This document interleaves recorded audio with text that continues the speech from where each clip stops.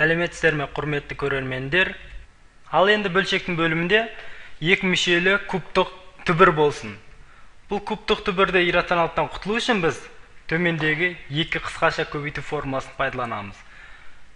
А куб плюс Б куб үшін және А куб минус Б куб үшін формуласын пайдалануымыз керек. Сонда қарайтын болсақ, біз қараңыздар. Мына формула қараңыздар және астындағы формула қараңыздар. Екеуі бір формула. Тек қана мына А-ның орнында бізде үшінші түбір астындағы А тұр. Б-ның орнында үшінші түбір астындағы Б тұр. Барлығы тура сол орындар бойынша мына жерге алып келгенде үшінші түбір астындағы А-ның кубы болып қалады. Ол бізге үшінші түбір астындағы А-ның кубы бізге А береді. Ал үшінші түбір астындағы Б-ның кубы Б-ны береді. Мыналарда тура сондай. А-ның орнында үшінші түбір астындағы А тұр. Б-ның орнында үшінші түбір астындағы Б тұр. Формула бойынша алған кезде үшінші түбір астындағы А-ның кубы бізге А береді. Үшінші түбір астындағы Б-ның кубы Б. Сонда А минус Б-ны береді. Яғни біз мына иррационалдықтан құтылу үшін оның сәйкес формуласына көбейтуіміз керек. Қараңыздар, мына бізге үшінші түбір астындағы А минус үшінші түбір астындағы 1-ді беріп тұр. Бұл жерден құтылу үшін біз мына формуланы пайдаланып, мынаған сәйкес келеді, онда біз мына өрнекке көбейтуіміз керек. Мына өрнекті қараңыздар, А-ның орнында бізде 3 тұр. Мына жерде 3 тұр, Б-ның орнында 1 тұр.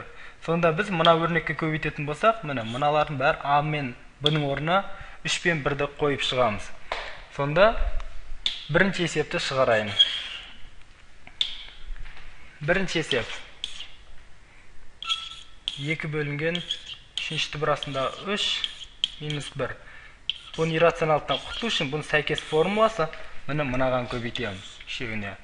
А-ның орнында бізде қараңыздар 3 тұр. Мына А-ның орнына 3 қойып шығамыз, барлық А-ның. Ал Б-ның орнында 1 тұр.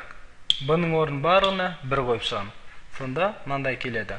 Үшінші түбір астындағы 3-тің квадраты плюс, мына жер минус болса, біз плюсіне көбейтуіміз керек. Үшінші түбір астындағы 3 көбейтілген 1, 3-ті береді. Мына жерде үшінші түбір астындағы 1-ді береді, 1-дің квадрат 1. Сондықтан осын былай алып қойын. Алымына осын жазам. Үшінші түбір астындағы 3-тің квадраты плюс үшінші түбір астындағы 3 плюс 1. Енді қараңыздар, мынау бізге қысқаша көбейту формуласын беріп тұр. Екеуінің көбейтіндісі бізге бұл мына формула бойынша мына өрнек А минус Б-ны береді. Ол деген сөз бізге 3 минус 1-ді береді. Алымындағы барлығын жазып қоям.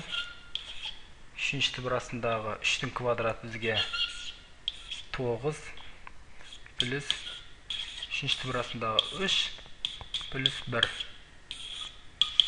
3-тен 1-ді алсақ 2, алымындағы 2-мен қысқарып кетеді, тек мына өрнек қалады сонда.